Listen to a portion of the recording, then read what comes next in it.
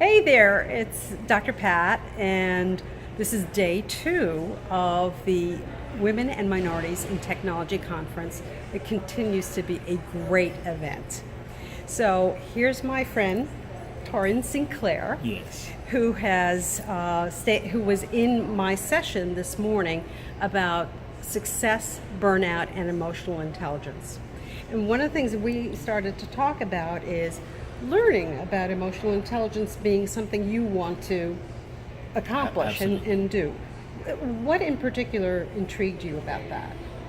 Well, I think that understanding emotional intelligence, like body language, like psychology, is another area that will help us to develop a workforce, develop as individuals, being a husband and a father.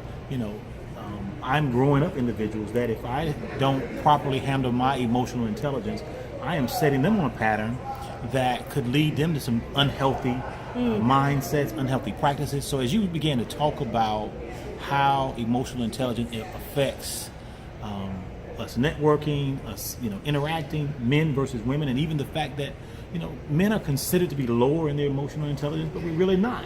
Yeah. Our expression of it is different.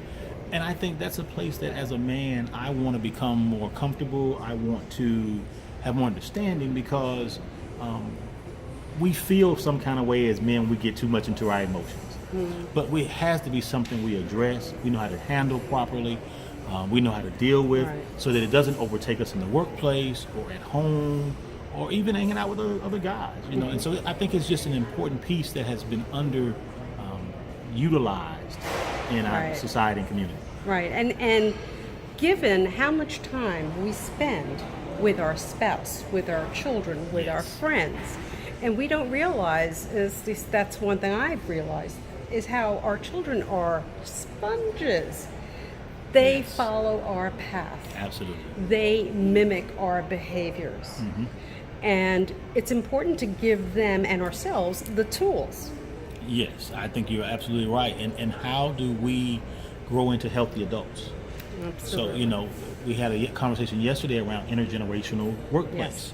And you look at the different age groups and, the further back we go, the less emotional concern there was. But as you move into these younger groups, they are much more emotionally in tune. And how do you deal with them? How do you help them understand how to handle their emotions? Because that's a lot of times what's been missing.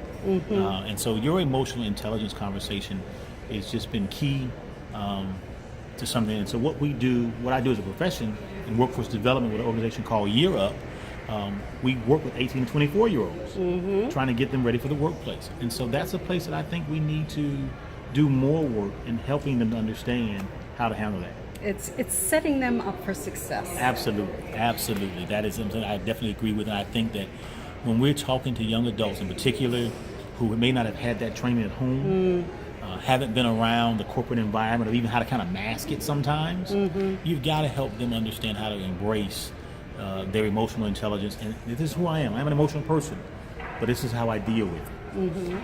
And I manage my emotions. Absolutely. I have the tools I need to use it. Thank you so much for sparing a couple of minutes with me. Oh man, this is great. I'm loving it. I look forward to talking to you more. Wonderful. Thank you. Thank you. Take care, everybody. All right, bye-bye.